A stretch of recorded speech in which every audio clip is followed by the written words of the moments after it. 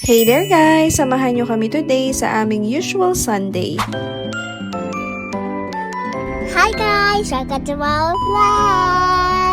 Every Sunday talaga, non-negotiable sa amin to. Regardless kung may work or other ganap, it's either sa morning kami magsa-service or sa afternoon.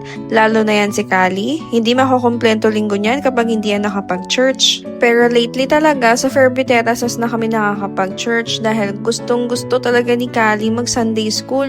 Isa na rin kasi yun sa nilook forward niya every Sunday. Bukod sa mga guidance namin sa kanya, iba rin kasi yung impact kay Kali ng mga learnings niya sa Sunday school. Mas nakikilala at napapalapit siya kay Lord at napapansin namin kasama na yun sa mga decision making niya. After church, since lunchtime na rin naman, we decided na dito na lang din kumain. Ganun rin naman madalas na ginagawa namin since hindi rin naman kami nakakapagluto na sa bahay since we prepare early. Syempre, sino pa ba ang nanalo? Ang mang inasal ni Carlo? Kaya kinailangan pa namin tumawid sa kabilang mall. Tingnan nyo, ang galing tumawid ni Kali, no? Mas marunong pa nga tumawid yan sa akin.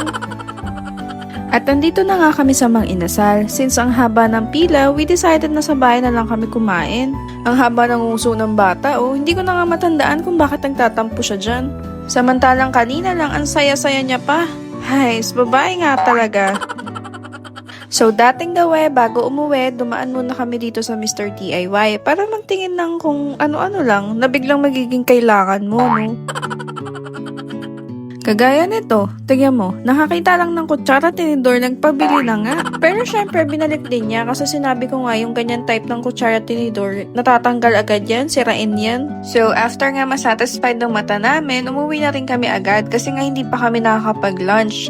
Dumaan na nga lang kami dito sa mga may siluga na meron na ring mga lutong ulam. Naglutong ulam na nga lang kami kasi kung magluluto pa, anong oras na kami makakakain, baka naging merienda na nga yung lunch namin.